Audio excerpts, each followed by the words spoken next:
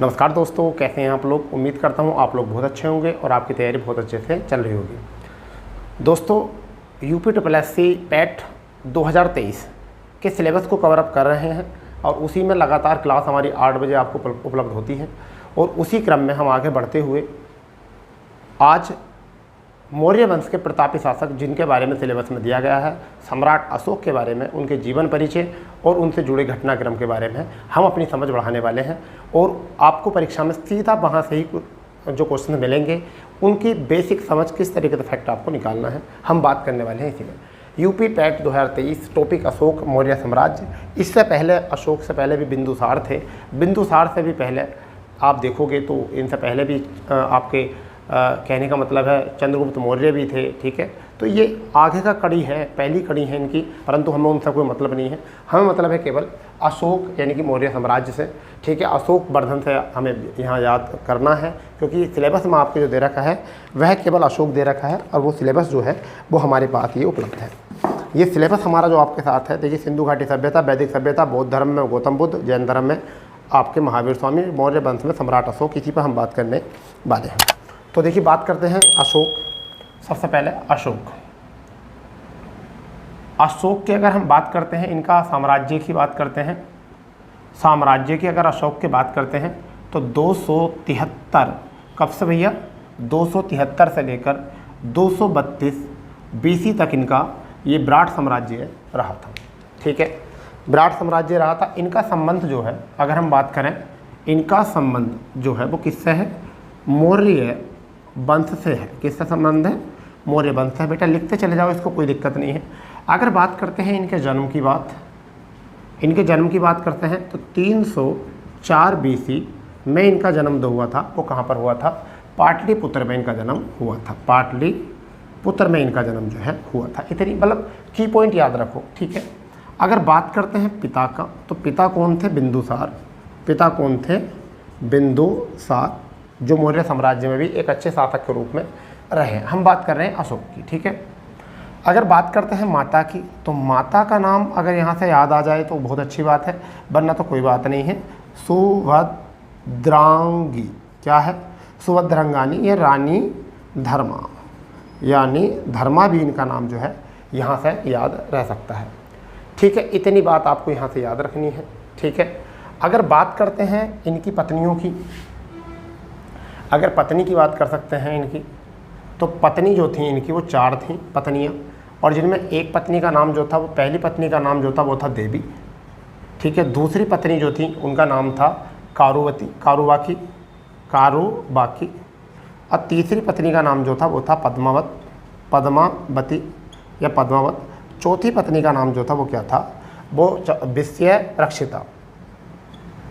विषयरक्षिता उनका नाम था। तो ये थे इनके नाम। अब ये क्यों ज़रूरी है मैं आपको बता देता हूँ। पहली जो थी, इनसे जो पैदा हुए थे वो हुए थे महेंद्र पैदा हुए थे, और इनसे हुई थी संघमित्रा, और पद्मावती से जो हुए थे वो हुए थे तीवर। और अगर बात करें विषय की, तो यहाँ पर कौन थे? कुणाल, ये पैदा हुए थे इनसे। तो ये थी इनकी संतान। तो आपको ये भी थोड़ा याद रखना है, यानी कि साम्राज्य कब से कब तक हुआ था? 273 से लेकर 232 तक। ठीक है, अगर बात करते हैं इनका राज्याभिषेक, यानी वास्तविक राज्याभिषेक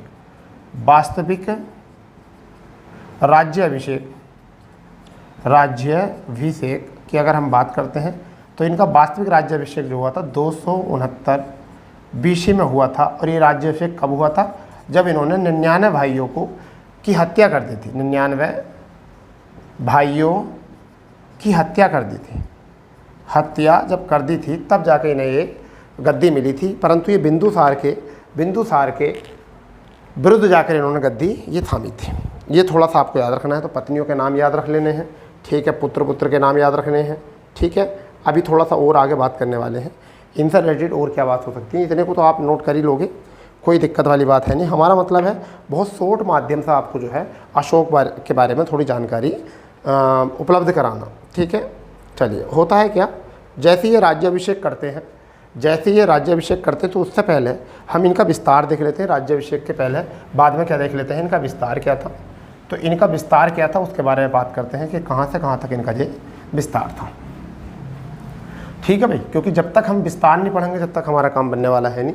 तो हम देख सकते हैं साम्राज्य विस्तार, साम्राज्य विस्तार हम इसका देख सकते हैं, अशोक जी का साम्राज्य विस्तार। तो उत्तर में अगर हम बात करते हैं तो उत्तर में था हिंदू कुश, उत्तर में हिंदू कुश और नीचे गोदावरी, यानी कि दक्षिण में क्या था, गोदावरी, दक्षिण में गोदावरी। अगर हम पश्चिम की बात करते हैं तो अफगानिस्तान, अफगानिस्तान है और या बलूचिस्तान, बलूचिस्तान भी यहाँ पर यह जगह इनकी। अगर हम बात करते हैं यहाँ पर, अगर पूर्व की बात करते हैं तो पूर्व में आपका हो सकता है म्यांमार, म्यांमार हो चुका है, या फिर बांग्लादेश हो सकता है। ठीक है, ये था इनका विस्तार। अब इनकी राजधानी जो थी वो क्या थी, वो थी पाटलिपुत्र। इनकी राजधानी क्या थी, वो पाटलिपुत्र थी। ठीक है, इतना आपको थोड़ा याद रखना है क्योंकि विस्तार आपका हो चुका है यहाँ से। ठीक है, इनका आपका विस्तार यहाँ से हो चुका है। ठीक है भाई, क्लियर। अब इनका राज्य विस्तार के साथ साथ जो इनकी प्रांतीय विस्तार थे, उनकी राजधानी थी, उनको भी थोड़ा पढ़ लेते हैं। इसको आपने नोट किया होगा, बताइए। तो हम थोड़ा सा देखते थे। उत्तर में जो इनका एक प्रांत था, इनकी राजधानी थी, वो थी तक्षशिला। तक्षशिला इनकी कैपिटल थी। क्या थी, कैपिटल। उत्तर की तक्षशिला थी कैपिटल। ठीक है, अगर इधर बात करो तो इधर इन्होंने अपनी राजधानी सौराष्ट्र को बना रखा था। सौराष्ट्र को इन्होंने इधर राजधानी बना रखा था। क्या बना रखा था, कैपिटल बना रखा था। अगर नीचे की बात करें दक्षिण में तो सुवर्णगिरी को, सुवर्णगिरी को इन्होंने अपना कैपिटल बना रखा था, कैपिटल बना रखा था सुवर्णगिरी को। और यहाँ अगर बात करते हैं तो एक तो था आपका कलिंग, कलिंग, कलिंग थी एक जगह। तो कलिंग प्रांत की राजधानी क्या थी, तोसली। क्या राजधानी थी, तोसली राजधानी थी। एक थी अवंती, अवंती की क्या थी, उज्जैनिया। क्या थी, उज्जैनिया। तो आपको ये भी याद रखना है कि साम्राज्य विस्तार हो चुका है। ठीक है, और इनके प्रांत और उनकी राजधानी हो चुकी है यहाँ से। इतनी बात आपको नोट करके चलनी है, और कोई बात है नहीं। आप पहले इसको नोट करके देखिए और फिर हम थोड़ा देख लेते हैं कि आपकी क्लास ठीक चल रही है नहीं चल रही है।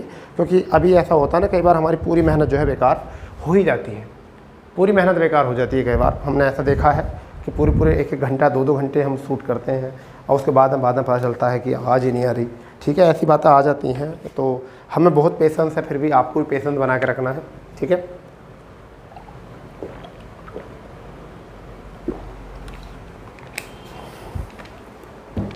ठीक है भाई, इतना हो चुका होगा तो फिर बात करते हैं। अब बात करते हैं कुछ ऐसी घटनाओं की जो इनके जीवन में बहुत ज़्यादा प्रभावित करती हैं। और प्रभावित करने के साथ साथ इन्होंने ऐसा क्या किया कि फिर बाद में क्या हुआ। तो देखिए क्या हुआ कि 99 भाइयों की हत्या करके गद्दी हासिल करी। ठीक है, फिर क्या होता है कि राज्य अभिषेक कब हुआ था भैया, 269 BC में। अब इसके 8वें वर्ष यानी कि 261 BC में एक कलिंग एक जगह है, कलिंग एक जगह है जिसे हम कह सकते हैं कलिंग युद्ध। कलिंग युद्ध यहाँ हुआ है। और कलिंग युद्ध क्या हुआ है, कब हुआ है, ये हुआ था, कहाँ था, ये उड़ीसा। ये जगह कहाँ पर है, उड़ीसा। इस युद्ध में बताया जाता है कि लाखों लोगों का क्या हुआ है, नरसंहार हुआ है। नरसंहार हुआ है लाखों लोगों का। और इस चीज़ से जो है ये बहुत ज़्यादा पीड़ित हो जाते हैं, नरसंहार होता है। क्योंकि एक व्यक्ति जो 99 भाइयों की हत्या करने के बाद गद्दी हासिल करता है, फिर एक कलिंग में 8वें वर्ष में जो है ये कलिंग युद्ध ऐसा था कि जो लोग कुरीतियाँ करते थे, इन्होंने कहा था कि जितने भी आसपास के ऐसे प्रांत थे जो बुराइयों में लुप्त थे, मैंने उनको ख़त्म किया था। कुछ इस तरीके का युद्ध हुआ था। इनको मानना यही था कि मैंने बुराइयाँ ख़त्म, ऐसे राज्य ऐसे प्रांत जो बुराइयों को कुरीतियों को फैला रहे थे, उनको मैंने यहाँ पर जो है कलिंग युद्ध में परास्त किया था। तो ये हुआ। तो इसके बाद इनका जो है हृदय बहुत ज़्यादा जो है विचलित हो गया, बहुत ज़्यादा हृदय जो है कहने मतलब लुब्ध हो गया। और फिर आत्म शांति के लिए क्या करने के लिए, आत्म शांति के लिए इन्होंने क्या धर्म अपनाया, बौद्ध धर्म इन्होंने अपनाया। और भैया बौद्ध धर्म से पहले, यानी कि पहले ये जो थे वो कैसे किस धर्म से संबंधित थे? पहले की अगर बात करें तो पहले किस धर्म से संबंधित थे? ये ब्राह्मण धर्म से ये संबंधित थे। तो पहला जो था ब्राह्मण धर्म था, बाद में ये बौद्ध धर्म किसकी सहायता से? एक उपगुप्त क्या थे? बौद्ध भिक्षुक थे। बौद्ध भिक्षुक थे, उनके ही प्रयासों से जो है ये बौद्ध धर्म इन्होंने अपनाया। और बौद्ध धर्म अपनाने के साथ साथ इन्होंने बौद्ध धर्म में इतने ज़्यादा लीन हो गए, इन्होंने बोध गया, कुशीनगर, ठीक है, चंपारण, सब जगह यात्रा कर डाली। ठीक है, यात्रा करने के साथ साथ फिर इतने सीधे संत हो गए कि इन्होंने प्रचार प्रसार के लिए अपने बच्चों को, अपने साम्राज्य में जितने भी लोग थे उनको सभी को प्रचार प्रसार करने के लिए भेज दिया।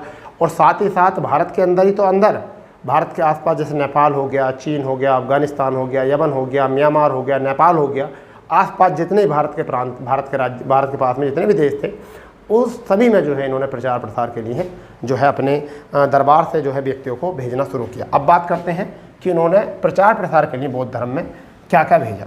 ठीक है, किन्हें किन्हें कहाँ कहाँ भेजा, और उससे पहले मैं आपको बताना चाहूँगा, और चलो उसके बाद बता देंगे, कोई इसमें तो कोई फ़र्क वाली बात है नहीं। तो अगर हम बात करते हैं तो हम सबसे पहले बात करते हैं महेंद्र और संघमित्रा की। महेंद्र और संघमित्रा की, यहाँ से क्वेश्चन बहुत ज़्यादा आता है। ये लोग गए थे अपने चाचा के पास। इनके कौन थे? चाचा यहाँ पर, जिसका नाम था राजा तिस था श्रीलंका में। ठीक है, राजा तिस से। और ये कहाँ पर गए थे? श्रीलंका गए थे। ये कहाँ गए थे? श्रीलंका गए थे प्रचार प्रसार के लिए। ठीक है, इसके बाद है महालक्षिता। कौन थे? एक महालक्षित।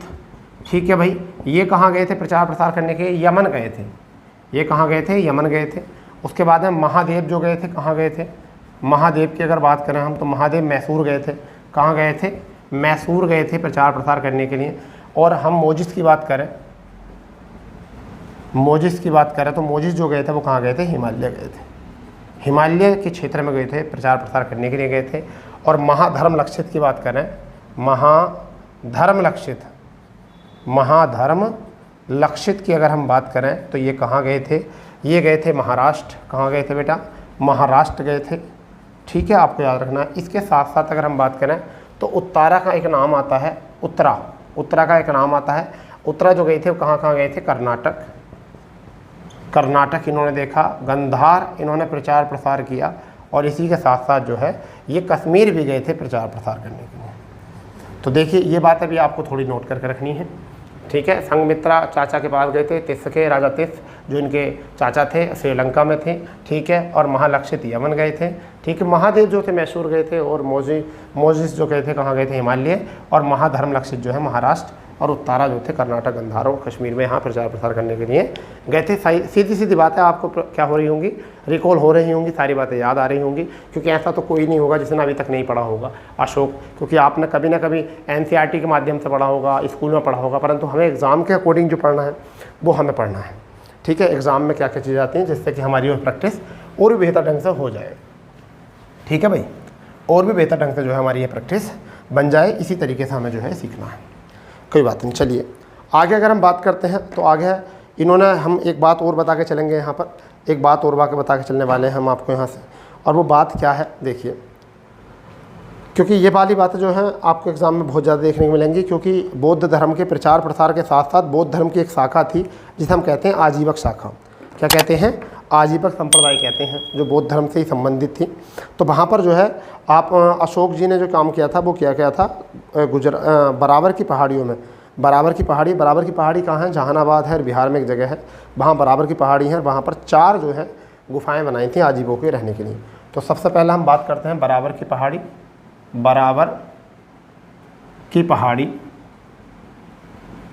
पहाड़ियों, यानी कहाँ पर है? जहानाबाद। और जहानाबाद कहाँ पर है? ये कहाँ पर है? बिहार में है भैया। और क्या बनवाई थी? आजीवों के लिए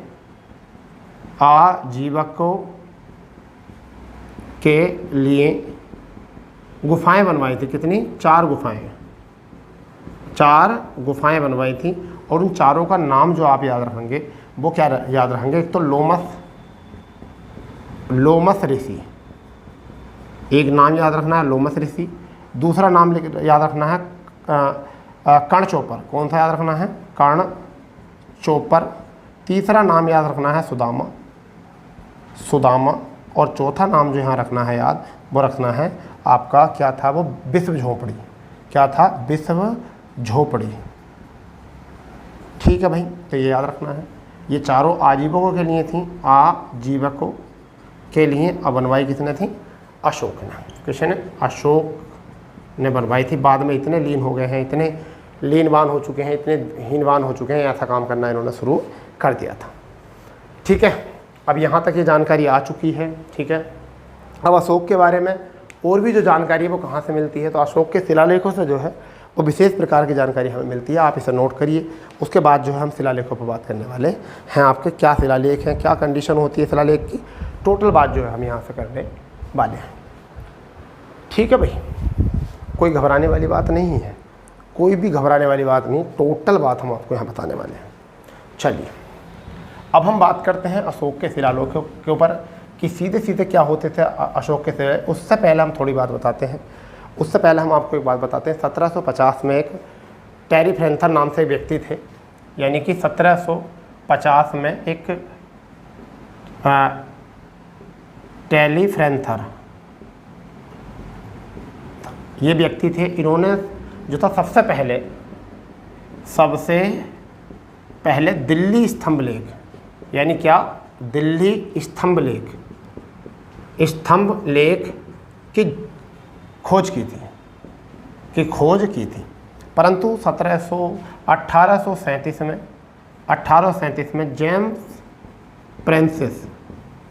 प्रिंसेस अशोक के अभिलेखों को पढ़ने में सक्षम हुए, यानी कि पढ़ने में सक्षम, यानी कि सफलता हासिल की। कैसे हासिल की? पढ़ने में सफलता, इन्होंने सफलता हासिल कर ली थी।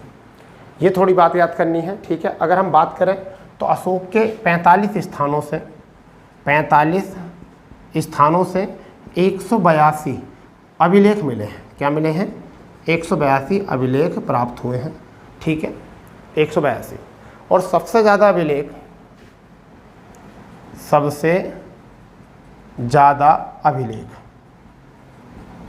जो हैं वो कहाँ मिले हैं? गुजरात में सबसे ज़्यादा अभिलेख देखने को मिले हैं। ये भी याद रखना है आपको, इतनी बात थोड़ी सी याद रखनी है कि टेलीफ्रेंथर था एक फैंथलर, ये था एक व्यक्ति। सबसे पहले दिल्ली स्तंभलेख की खोज इसी ने की थी। 1837 में जेम्स प्रिंसेस अशोक अभिलेखों को पढ़ने में सफलता हासिल की थी। 45 स्थानों में 182 अभिलेख यहाँ मिले थे। सबसे ज़्यादा अभिलेख गुजरात में है। ठीक है, इतना बात आपको यहाँ याद करनी है बहुत अच्छे तरीके से। अब बात करते हैं अभिलेखों का वर्गीकरण क्या था अभिलेख और अभिलेखों का वर्गीकरण क्या था बेटा। कोई दिक्कत नहीं है आपको, बिल्कुल ऐसे याद करना जैसा हमारे याद है। ठीक है, तो अभिलेखों का वर्गीकरण, अभिलेखों का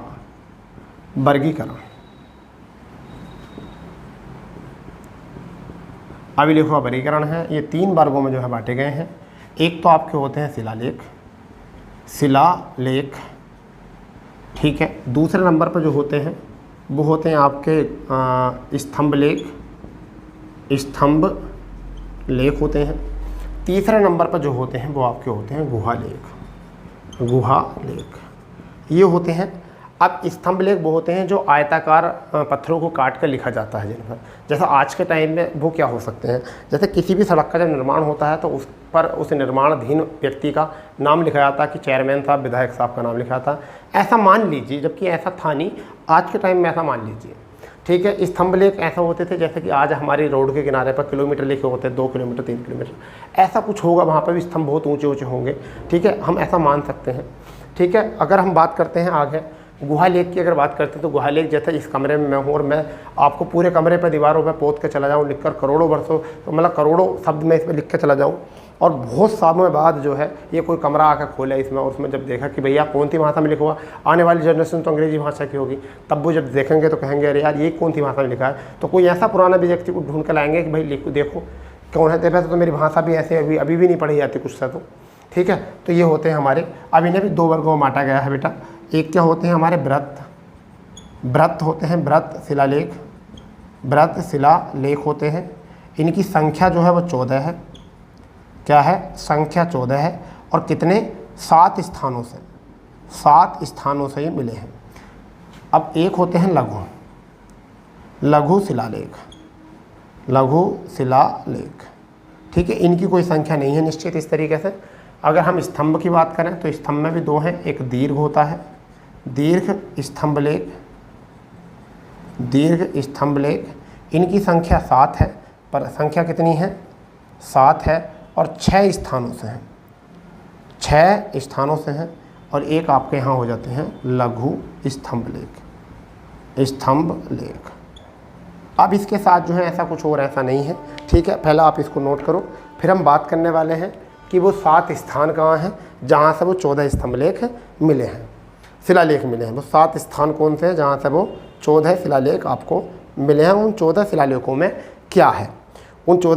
में क्या है, सबकी बात करेंगे धीरे धीरे। आपको प्रैक्टिस हो जानी चाहिए अच्छी, ठीक है, क्योंकि अगर आपकी प्रैक्टिस अच्छी है तो आपको कोई हराने वाला नहीं है, कोई भी हराने वाला नहीं है।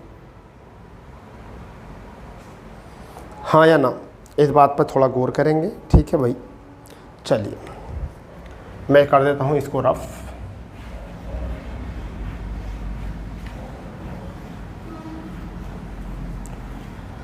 अब देखिए सबसे पहले वो इस स्थान देख लेते हैं क्या है। 7 स्थान शिलालेख प्राप्त, जहाँ से हुए शिलालेख प्राप्त। तो पहला स्थान जो है वो क्या है? सहबाजगढ़ी है। क्या है? सहबाजगढ़ी। ये कहाँ पर है? पाकिस्तान में है। दूसरी जगह जो है वो है आपकी मानसेरा है, और ये भी कहाँ पर है? पाकिस्तान में है। तीसरी जो जगह है वो आपकी क्या है? कालसी है। ये यूके यानी कि देहरादून यानी कि यूके में है, ठीक है, उत्तराखंड जिसे कह सकते हैं। चौथा जो है वो आपका क्या है? गिरनार है। गिरनार जो कहाँ पर है?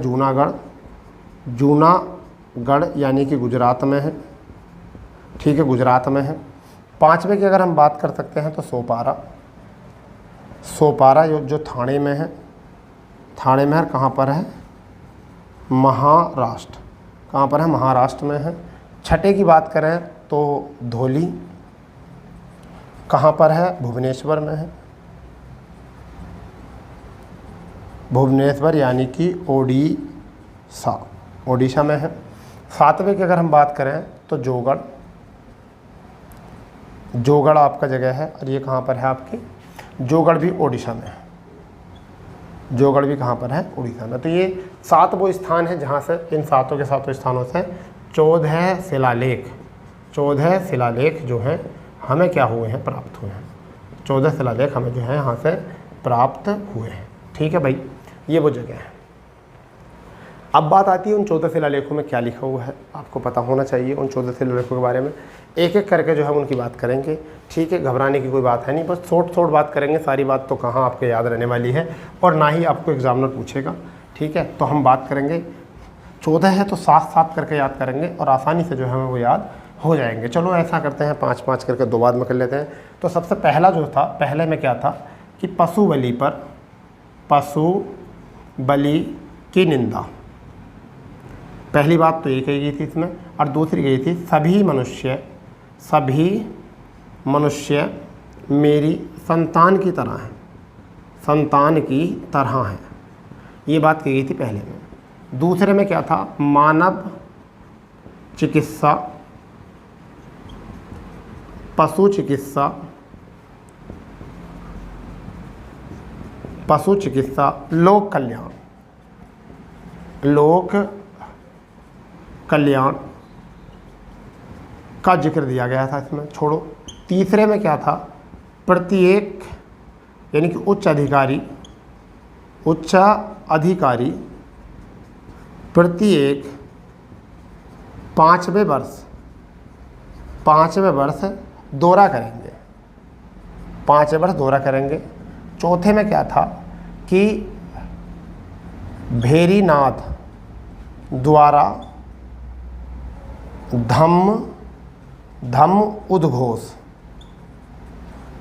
उद्घोष का जिक्र दिया गया था। यहाँ पर 4 हो चुके हैं। 5वें की अगर हम बात करें, यहाँ पर 5वें में क्या था कि महामात्रों की नियुक्ति और वर्ण व्यवस्था के बारे में बात की गई थी। 6ठे की बात अगर हम करें तो आत्म नियंत्रण व आम जनता राजा से किसी भी समय मिल सकती है। 7वीं क्या है, सभी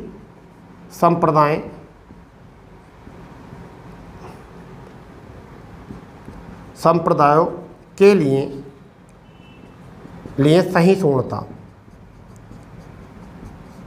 सहिष्णुता की बात की गई है। 8वीं की बात करें तो सम्राट की धम्म यात्रा और बोधगया की यात्रा, बोधगया का भ्रमण का उल्लेख यहाँ से मिला है। तो ये अभी 8 याद कर लो आप, कोई दिक्कत नहीं है। तो देखो, पशु बलि की निंदा की गई थी पहले में, पशु बलि की निंदा पहले में की गई थी। सभी मनुष्य मेरी संतान की तरह थे। मानव चिकित्सा, पशु चिकित्सा, लोक कल्याण दूसरे में की गई थी। उच्च अधिकारी प्रत्येक 5वें वर्ष जो है दौरा करने जाएंगे, ये तीसरे में गई थी। भैरीनाथ द्वारा धम्म उद्घोष की घोषणा की गई थी 4थे में। 5वें में धम्म महामात्रों की नियुक्ति बड़ व्यवस्था का जिक्र किया गया था। 6ठे में आत्मनियंत्रण व आम जनता जो है राजा से किसी भी समय मिल सकती थी। 7वें में सभी संप्रदायों के लिए सहिष्णुता है। 8वें सम्राट की धम्म यात्रा और बोध गया का जो भ्रमण है। इसके बाद में बात करते हैं 9, 10, 11, 12, 13, 14 क्या है। ठीक है, सबकी बात जो है कर लेंगे, घबराओ ना आप अगर घबराओगे तो फिर कैसा काम होगा। हमने भी तो याद किया हुआ है, हम भी तो आपको बता रहे हैं। ठीक है, हम भी तो मनुष्य हैं, ऐसा तो नहीं है ना हमारे अंदर चिप लग रही है कोई। ठीक है भाई, तो आप बात करने वाले हैं, 8 हो चुके हैं। 90 की बात कर सकते हैं। तो 90 में क्या है आपका, 90 में है आपका धम्म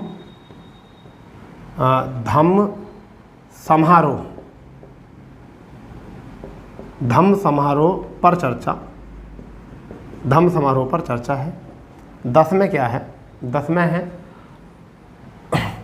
ख्याति व बल की निंदा और धम्म नीति पर बल और राजा व अधिकारी प्रजा के हित में सोचेंगे, ये कहा गया था। तो धम्म समारोह पर चर्चा की गई 10 में। 11 में बलि की वह निंदा की गई और धम्म नीति पर बल दिया गया। और उन्होंने कहा गया कि कोई भी ख्याति बल पर वो नहीं करेगा, कि ताकत नहीं दिखाएगा कोई भी अपने। राजा अधिकारी सब प्रजा के हित में सोचेंगे। 11वें की अगर हम बात करेंगे तो धम्म नीति की व्याख्या की बात की गई है। अगर यहाँ पे बात कर सकते हैं 12वें में, तो 12वें में स्त्री महामात्रों की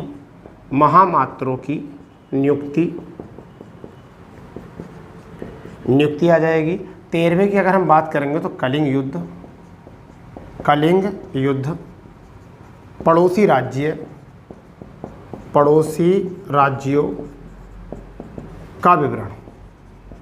का विवरण आ जाएगा। ठीक है, 14वें की अगर बात करेंगे तो अंतिम 14वें की बात क्या करेंगे, सभी व्यक्तियों को धार्मिक जीवन व्यतीत करने के लिए प्रेरित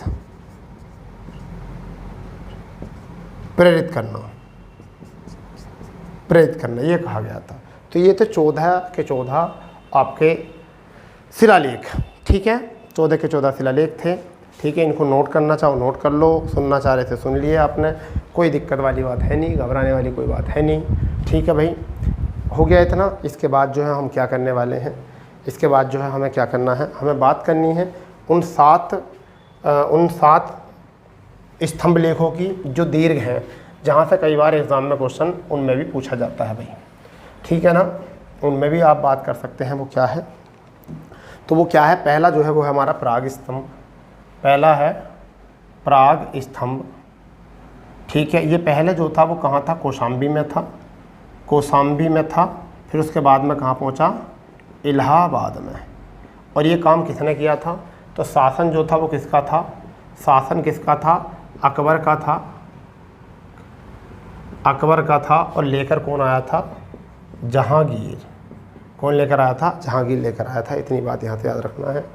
दूसरा जो है यहाँ से वो है आपका दिल्ली टोपरा, दिल्ली टोपरा, टोपरा पहले ये दिल्ली में था, दिल्ली से टोपरा, ठीक है भाई, टोपरा से दिल्ली आया था, ये टोपरा से दिल्ली, ये थोड़ा गलती हो गई, टोपरा से दिल्ली। और ये काम किसने किया था, फिरोज शाह तुगलक ने, फिरोज शाह तुगलक ने किया था। इसके बाद में आपका आ जाता है दिल्ली मेरठ, दिल्ली मेरठ, तो ये मेरठ में था पहले, और मेरठ से कहाँ आया था, दिल्ली आया था। और ये काम भी किसने किया था, फिरोज शाह तुगलक ने किया था, ठीक है भाई, इतनी याद रखना है। एक रामपुरबा, चौथा कौन सा था आपका, रामपुरबा, ये कहाँ था, ये चंपारण में, ठीक है। पांचवा क्या था, लोरिया, लोरिया ये भी कहाँ था, चंपारण में था। एक आपका लोरिया नंदगढ़, स्थान क्या है, लोरिया नंदगढ़, लोरिया नंदगढ़, ये भी कहाँ पर था, चंपारण की बात यहाँ से आती है, यानी कि बिहार। तो इन पर भी थोड़ा जिक्र करना है यहाँ से। ये थे वो हमारे स्तंभ जहाँ से जिक्र आता है। कई बार फिरोज शाह तुगलक से यहाँ क्वेश्चन आता है भैया, इसको तैयार कर लेना और कोई नहीं है, ठीक है यहाँ से। इसके बाद हम बात करने वाले हैं कुछ नोट इन पॉइंट की, कुछ नोट इन पॉइंट की बात करने वाले हैं। आपने लिख लिया हो तो प्राग स्तंभ कौशाम्बी में था, पहले इलाहाबाद में लाया गया था, अकबर शासक था, जहांगीर के कहने पर लाया गया था। दिल्ली टोपरा, टोपरा दिल्ली से, पहले टोपरा में था, फिर दिल्ली फिरोज शाह तुगलक के कहने पर। दिल्ली मेरठ, मेरठ में था पहला, बाद में दिल्ली में फिरोज शाह तुगलक के कहने पर। रामपुरबा चंपारण, लोरिया चंपारण, और लोरिया नंदगढ़ ये भी चंपारण में था भैया, ठीक है। अब बात करने वाले हैं इसके बाद कहानी क्या थी, इसके बाद में कहानी क्या थी, कुछ नोट इन पॉइंट से बात करने वाले हैं अशोक के। नोट इन पॉइंट क्या था, नोट इन पॉइंट क्या था, वो नोट इन पॉइंट उस पर बात करने वाले हैं भैया। वो नोट पॉइंट था कौशाम्बी अभिलेख को, कौशाम्बी अभिलेख को, अभिलेख को क्या कहा जाता है, रानी का अभिलेख, रानी का अभिलेख कहा जाता है, रानी का अभिलेख कहा जाता है, ठीक है। रुम्मन देई जो कहाँ पर है, नेपाल में, सबसे छोटा है, सबसे छोटा है। भाब्रू अभिलेख कहाँ पर है, जयपुर में है, जयपुर में सबसे लंबा, सबसे लंबा। सारनाथ, सारनाथ स्तंभलेख, स्तंभलेख क्या है, यूपी में है, ठीक है। सारनाथ स्तंभलेख कहाँ पे, यूपी में है। इसमें क्या है, अशोक स्तंभ, अशोक स्तंभ, अशोक लाट, अशोक लाट, 4 सिंह जिन्हें क्या कहा गया था, राष्ट्रीय चिन्ह, राष्ट्रीय चिन्ह, जिन राष्ट्रीय चिन्ह की संज्ञा दी गई थी। इतना होने के बाद में अब हम बात करने वाले हैं अशोक का उत्तराधिकार, अशोक का उत्तराधिकार, उत्तराधिकार की बात कर लें अशोक का।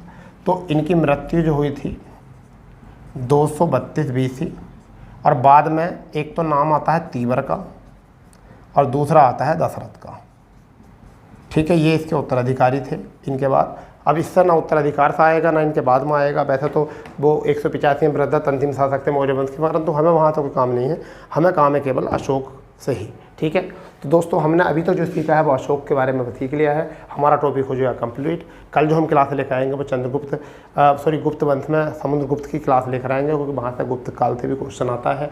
ठीक है, उसमें 2 शासक हैं, एक तो समुद्रगुप्त है और एक आपका चंद्रगुप्त द्वितीय है। तो वो 2 शासक आएंगे, फिर उसके बाद में हम क्लास लेकर आएंगे हर्षवर्धन की। ठीक है, ऐसे ही लगातार क्लास चलती रहेंगी। अगर आ रहा है सेशन में मज़ा तो आप सेशन को शेयर करेंगे ज़्यादा से ज़्यादा, और जो चैनल पर नए हैं वो चैनल को सब्सक्राइब करेंगे। तो मिलते हैं नए सेशन के साथ। जय हिंद, जय भारत, वंदे मातरम।